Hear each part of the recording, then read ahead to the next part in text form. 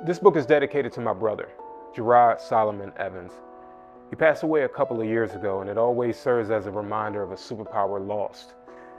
So much potential, but never fully tapping in or never really believing in the power that he had. You see, when we were kids, that's where we developed our love for comics, and that's where I developed my love for superheroes. My brother would collect first editions, whether it was Marvel, DC, Image, it didn't matter. As long as it had a good storyline and great illustration, my brother loved it. But it was also something that gave me a calling to art, and it helped me to explore my creativity. It's where I began to tap into drawing as an artist.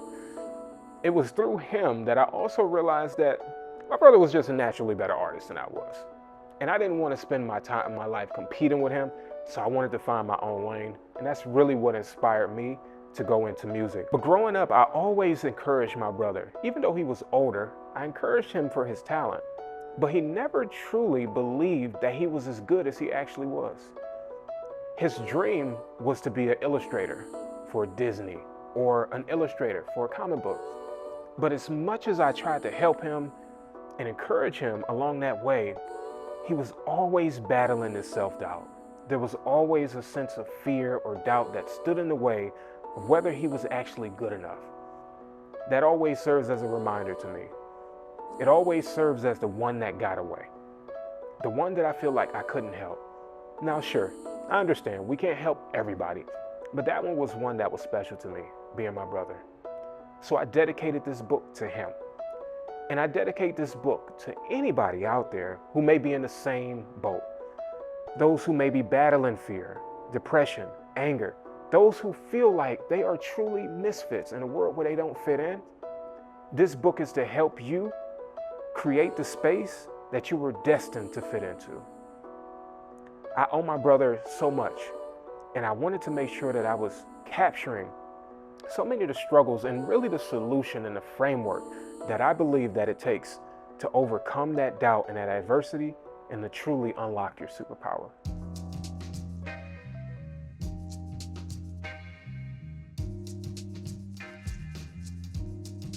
We had a lot more portraits and logos.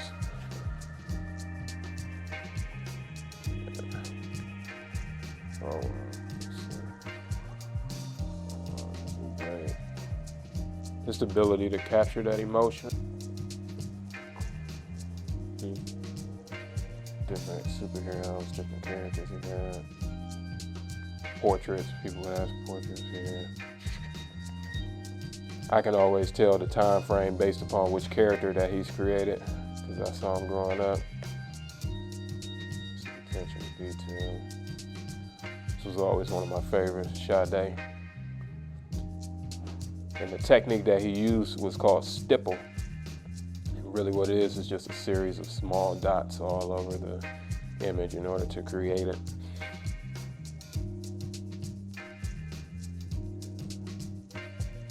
Actually the first comic book that I purchased. This was my first comic book. And my brother already had it. He had his own copy. He collected the first editions, but I had to get my own. And this one was so special because he drew, I don't even know where it is anymore, but he drew out this whole cover. It was so dope. Because this is a fold out cover. Let's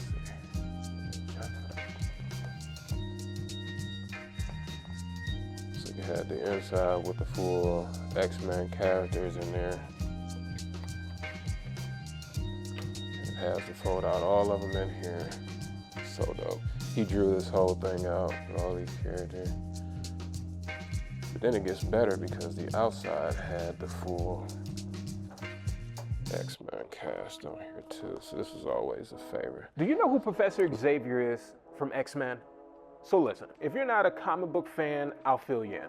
So one of the most popular comic books to ever grace the world is X-Men. We've seen it in movies, we've seen it in cinema, we've seen it in cartoons, spreads, Cyclops, Wolverine, Jean Grey. Any of those sound familiar? Well, Professor Xavier was the founder. Let me break that down. What this was a school that he had created for mutants. See, in this Marvel universe, or this mutant universe, mutants are outcasts. Almost the way we would see racism in America. We see this separation between mutants and those who don't have powers, ostracized for the powers that they have. Whether they're violent or whether they in most times can't even control the power that they have. So Professor Xavier, being wise beyond his years and also being a mutant himself and having powers, wanted to create a special school specifically for mutants. In this school, it was to help them develop their superpowers. The school was to help them to tap into their gifts and be able to harness those gifts, protect those gifts, and create boundaries so that they don't hurt themselves and those that they care about. I think one of the most candid examples was a character named Scott Summers, also known as Cyclops. Scott Summers was known for these laser beams that would shoot from his eyes. Even if he opened his eyes up, wherever he looked, the lasers would shoot loose. It wasn't until he met Professor Xavier that he was able to control that power, able to harness it and point it in a direction where it served good instead of more harm.